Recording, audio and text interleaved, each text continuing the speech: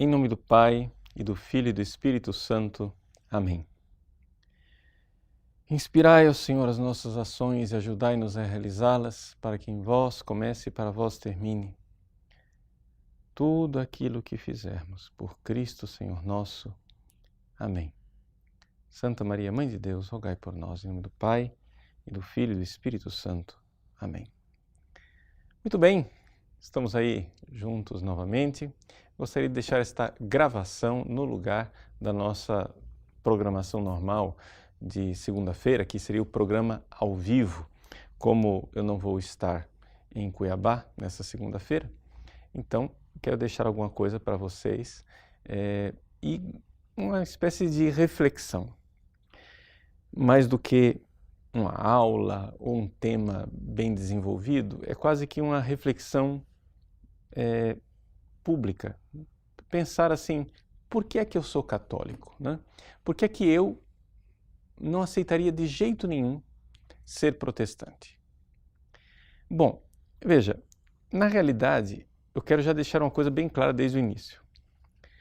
Os evangélicos protestantes, nesse mundo em que nós vivemos, são nossos aliados políticos. Isso quer dizer o seguinte, que diante de um mundo que quer destruir o cristianismo, não é?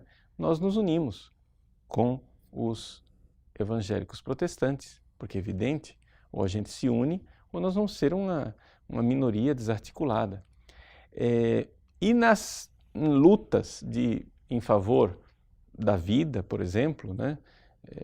Nós estamos, inclusive, até junto com outras pessoas de outras religiões de boa vontade, como os espíritas, né? Os muçulmanos também, que são contra o aborto e companhia limitada. Bom, só para dizer que não se trata de uma declaração de guerra ou dizer, nossa, como os protestantes são horríveis, não sei o que, etc. Nada disso.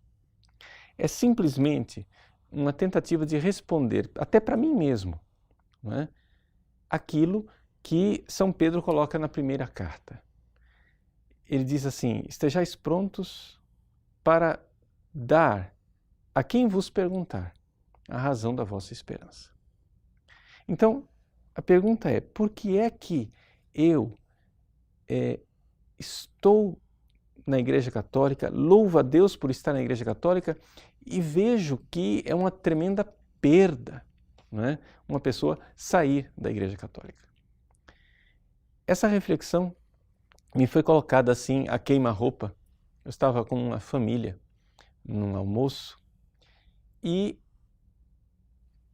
a mãe da família veio dizer que a mãe dela, ou seja, a avó, né, havia se decidido de voltar para a igreja evangélica. Veja, essa senhora, eu mesmo tinha admitido a Igreja Católica, tinha ouvido a primeira confissão dela, ela era evangélica, entrou na Igreja Católica, passou um tempo na Igreja Católica e não se adaptou.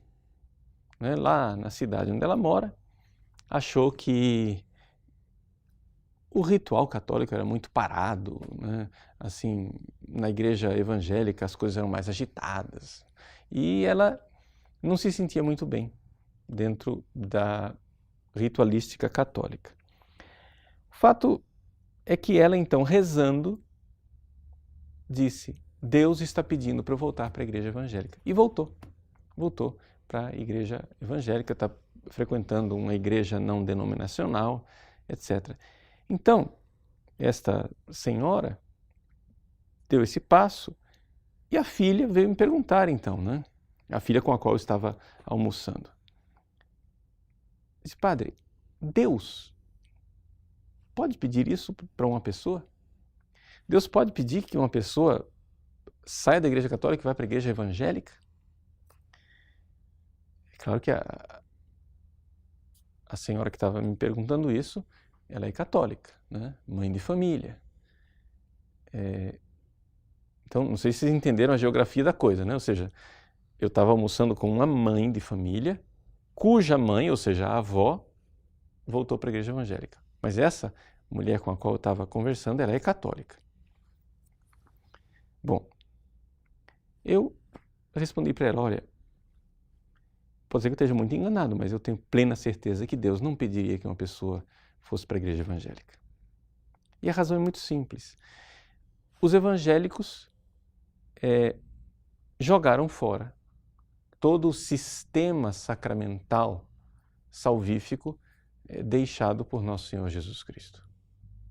Veja, como é que aconteceu, não é, a Revolução Evangélica há 500 anos atrás? Em 1517, né, digamos assim, é a data, é o marco. Então, daqui a 2 anos nós vamos comemorar exatos 500 anos da Revolução Evangélica.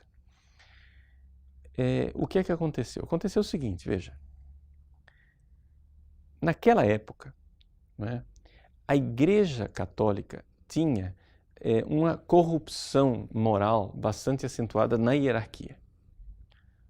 O Papa era corrupto, muitos bispos eram corruptos, muitos padres eram corruptos. Então, o que é que acontece? Dentro da Igreja Católica, o que é que nós temos? Nós temos todo um sistema sacramental, os 7 sacramentos, que a gente não recebe diretamente de Deus. É necessário que haja ministros que administrem os sacramentos. Não é? Então, os sacramentos são uma forma que nosso Senhor Jesus Cristo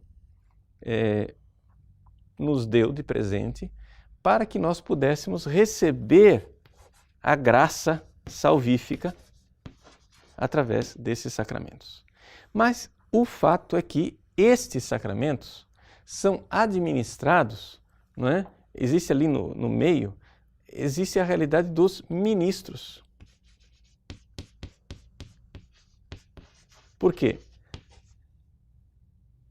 Nobis fora o batismo, que todo mundo pode administrar, os outros sacramentos eu preciso de um ministro para administrar. Não é? E estes ministros, pecadores, corruptos, escandalizavam as pessoas. Veja, eu não estou negando aqui o pecado de papas daquela época. Não é? Nós temos, daquela época, o escandaloso Papa Alexandre VI, que teve vários filhos e filhas, inclusive com mulheres diferentes. Não é? Uma coisa que a gente só pode se envergonhar e dizer, meu Deus, né? Misericórdia. Então, de repente, está lá. Nós temos essa série de ministros corruptos, corrompidos moralmente, que são o canal da graça imaculada de nosso Senhor Jesus Cristo. Ora, isso foi um escândalo para muitas pessoas. Muitas pessoas tropeçaram nesta pedra, né? Ou seja, esses papas, bispos e padres foram pedra de tropeço. E então foi bolado um sistema teológico onde tudo isso daqui foi considerado como sendo obra humana. As obras não salvam. O que é que salva? Para eu receber a graça, não é necessário uma coisa só, a fé. Então eu tenho a fé e é da fé que eu recebo a graça. Inclusive o batismo, não é? Para muitos destes revolucionários protestantes, não realizava nada. Até mesmo o único sacramento que restou, não é? Que ainda era considerado por Lutero, etc. e tal, houve revolucionários protestantes que levaram ao extremo e disseram, não, nem o batismo transmite a graça. Nenhum sacramento transmite a graça. Só o que transmite a graça é a fé. E o batismo não faz nada. O batismo é simplesmente uma manifestação pública, não é, da sua fé. E é a fé quem salva e não o batismo. Por isso é impossível o batismo de crianças. Por quê? Porque a criança não tem fé. E se a criança não tem fé, aquele batismo não significa nada. Porque, na verdade, o que salva não é o batismo, o que salva é a fé. Então, vejam que sistema sacramental foi todo retirado e agora então eu tenho um canal direto com Deus e eu não preciso mais dos ministros. Tanto que o que é um pastor para os evangélicos protestantes? É simplesmente um funcionário do povo. O pastor ele não tem nenhum poder, ele não tem nenhuma graça sacramental a mais. Ele é simplesmente um leigo igual aos outros que presta um serviço porque é contratado pela comunidade para prestar um serviço. Não é? Ora, assim sendo, você se isenta, né? Você sai dessa coisa incômoda de ter que receber a graça através de instrumentos inadequados e você então liga diretamente com Deus o seu relacionamento. Veja, de fato, digamos assim, resolve o problema teológico, mas não resolve um problema que é o fato de que durante 2000 anos, se você for olhar lá desde os Santos Padres, a Igreja tem um sistema sacramental. Ou seja, o que é esse que eu falo de sistema sacramental? É o seguinte, no Antigo Testamento não havia sacramentos. Não é? Depois, quando Jesus voltar, né, na segunda vinda, não vai ter mais sacramentos. Nós vivemos agora entre a primeira vinda de Cristo, né, a primeira vinda e a segunda vinda, nós vivemos o tempo da igreja. E este tempo da igreja, ele tem sacramentos. E o que é que são esses sacramentos? Esses sacramentos são a forma que Jesus nos deu de a salvação que veio pela cruz ser aplicada em nossas vidas. Ou seja, do peito aberto de Cristo na cruz, brotou sangue e água. Esse sangue e água são símbolos dos sacramentos. A água é o batismo, que é o sacramento inicial, é a porta de todos os sacramentos, e o sangue, que é símbolo da Eucaristia, não é? Que é o maior de todos os sacramentos. Então, o primeiro e o maior de todos os sacramentos estão lá na cruz de Cristo. Então, nós podemos dizer que da cruz de Cristo brotam 7 rios, os 7 sacramentos, que são a forma de eu aplicar na minha vida a salvação que veio da cruz de Cristo. É isto que a Igreja sempre viveu durante 2000 anos. E isto daqui não tem como dizer que não está no Novo Testamento, na Bíblia, porque está de fato. Quando você lê o capítulo 6 do Evangelho de São João, né, que Jesus pede para nós comermos a sua carne e bebermos o seu sangue. E com isso nos promete ressurreição e vida eterna. Como é que você explica o capítulo 6 de São João? Como é que você explica que, não somente o capítulo 6 de São João, mas a Igreja, desde os seus primórdios, viveu constantemente a liturgia eucarística, crendo verdadeiramente que, ao celebrar, né, a Eucaristia, estava recebendo o corpo e o sangue de Cristo verdadeiramente? Pegue os santos padres, né? Leia os padres da Igreja, os autores dos primeiríssimos séculos. Numa época em que não havia nem ainda o cânon da Bíblia definido, a Igreja já vivia a liturgia da Eucaristia.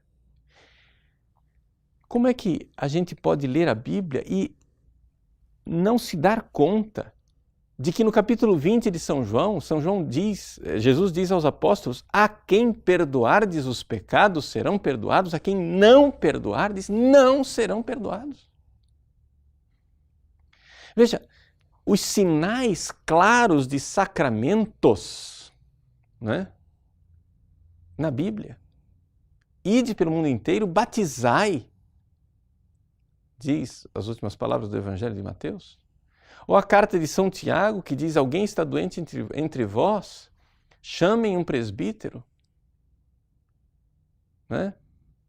A unção e a oração irão livrar as pessoas daquele pecado, dos seus pecados. Como não ver na Bíblia, por exemplo, nas cartas pastorais de São Paulo, não é? Em que ele exorta Tito e Timóteo a permanecerem firmes na graça que eles receberam na imposição das mãos, que é a ordenação sacerdotal. Como não enxergar o sacramento em Efésios, quando São Paulo fala da relação entre o homem e a mulher e diz, é grande este sacramento. E eu falo de Cristo e da Igreja. Quer dizer, se você for olhar, a Bíblia tem lá, né, todos os fundamentos dos 7 sacramentos. Aí você vai e olha os primeiros séculos e você vê a Igreja vivendo os 7 sacramentos. Agora, depois, por causa de um incômodo histórico, que no século XVI a Igreja estava com a hierarquia tão corrompida que você chega e diz, não vou receber os sacramentos das mãos desses caras, não. Não quero saber. Eu quero direto de Deus. Quer dizer, você está, na verdade, inventando uma nova igreja. Então, eu não posso concordar que uma pessoa deixe a Igreja Católica e abandone o sistema sacramental de 2000 anos simplesmente porque lá se celebra um culto que é mais legal. Eu não posso achar que isso é de Deus. Por quê? Porque esta pobre mulher que agora vai viver na igreja evangélica, embora tenha sido recebida na igreja católica, se confessada, etc., etc., como é que ela vai agora receber o perdão dos pecados dela? Não é? Eu perguntei para a senhora lá, que estava almoçando comigo, eu disse, como é que nós podemos receber o perdão dos pecados sem a confissão? Não é? Ou só tem um jeito para você receber o perdão dos pecados sem a confissão, é você ter um ato de contrição perfeita, mas o ato de contrição perfeita é uma coisa muito rara, é uma graça muito especial de Deus, e você não pode garantir que as pessoas vão receber isso. Aí ela chegou e disse assim, mas padre, eu nunca ouvi falar disso, eu nunca ouvi falar que eu preciso de um ato de contrição perfeita para perdoar os meus pecados. Onde é que isso está escrito? Onde é que... Não, veja, é a própria natureza das coisas, a pergunta é invertida.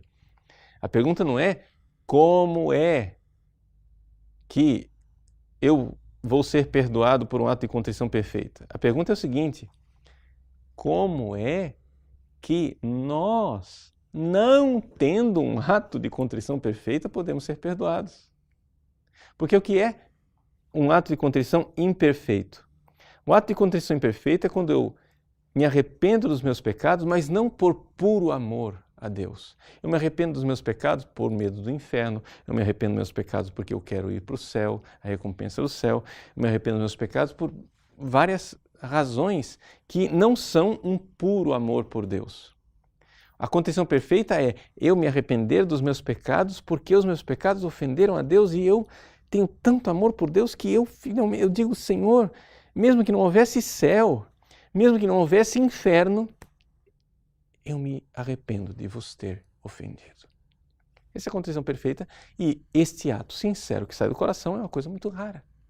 Mas é somente este ato de contrição perfeita que é verdadeiro amor puro, santo, digamos assim, não maculado. É este ato de amor que nos leva ao perdão dos pecados, não é? Mas a maior parte de nós não tem isso. A maior parte de nós é como o filho pródigo. O filho pródigo, quando começa a comer comida de porco, ele chega e diz, na casa dos meus pais os escravos estão melhor. E ele se levanta, inicialmente, não tanto por amor ao pai, mas por amor à sua própria pele. Porque ele está sofrendo. Agora, Deus não despreza este amor imperfeito. E através do sacramento da confissão, Deus vem então ao nosso encontro. Na parábola do filho pródigo, o filho, por aquela contrição imperfeita, ele vem na direção de Deus, do Pai. Mas o Pai vai na direção do filho também. E esse ir do Pai na direção do filho né, pode simbolicamente ser entendido como o sacramento da confissão, onde Deus vem ao nosso encontro e Ele nos dá essa possibilidade de nós sermos perdoados, mesmo que a nossa contrição seja um pouco claudicante, um pouco manca, não é? Então, somente a graça do sacramento é que pode, digamos assim, superar as imperfeições da nossa contrição. Então a pergunta é a seguinte: como é que eu posso estar de acordo que esta pobre mulher saia daqui da Igreja Católica, vá para uma igreja evangélica, porque ela se sente melhor lá naquele culto, se sente mais acolhida, se sente mais em casa, enquanto na paróquia católica a acolhida é fria, ela é anônima, ninguém sabe quem ela é, a missa não tem tanta emoção, não é? Como é que eu posso estar de acordo quando depois esse bem-estar que ela sente no culto protestante não vai dar a ela os sacramentos, os meios seguros de receber a graça? Eu não estou dizendo que a graça de Deus não possa operar numa igreja evangélica. Claro que a graça de Deus pode operar, porque o Espírito sopra onde quer, não é? E as fronteiras da graça de Deus não estão restritas ao sistema sacramental. Nós sabemos disso, senão ninguém se converteria. Quando um pecador se converte, ele é pagão, nunca foi batizado, etc. e tal, ouve o Evangelho e se converte, a graça está lá. Senão ele não se converteria, mesmo antes dele ser batizado. Mas a pergunta fundamental é outra. Você quer dizer, não é que eu esteja negando que a graça esteja lá. A graça opera também nas igrejas evangélicas, mas não há a graça segura. O sistema sacramental nos dá a graça segura, o meio eficaz e certo de receber a graça. E, portanto, eu não posso ficar confortável com a ideia de que uma pessoa vá lá para aquela outra igreja onde ela não vai ter a graça sacramental. Na hora da morte, quem é que vai dar a ela absolvição? Na hora da morte, quem é que vai dar a ela a indulgência plenária?